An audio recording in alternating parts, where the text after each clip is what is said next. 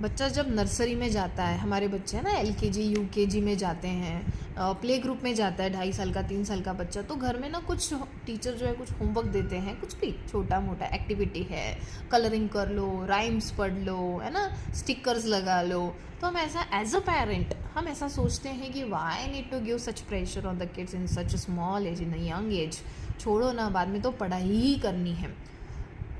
The same thing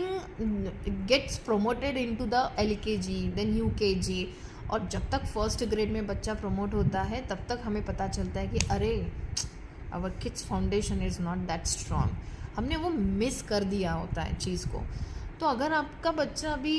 3 साल का 4 साल का 5 साल का है, and because they are going to school and they are taking some homework, they are having, they are teacher are giving some homework, so what you need to do now, in 24 hours you have to take out that half an hour and sit with your kid, whether it's a father or a mother, you have to sit and just discuss this thing कि what is happening in the school,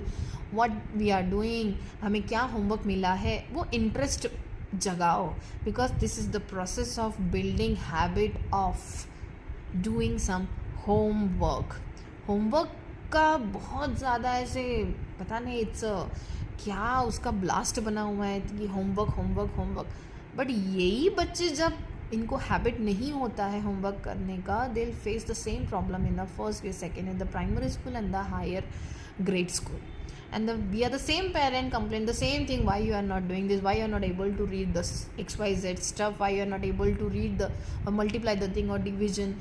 tables नहीं आते अभी तक, ये नहीं होता वो नहीं होता, because we were the one who did the mistake of not building the foundation of our kids.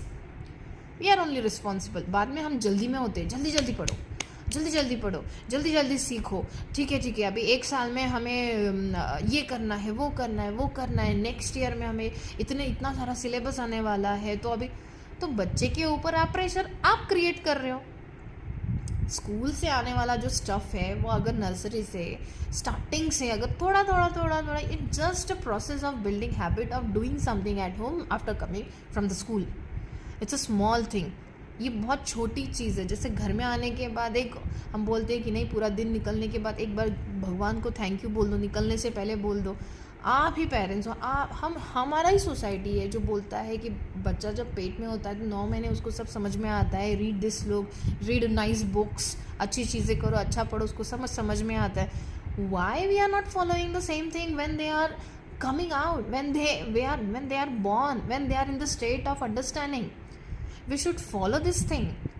If you are not doing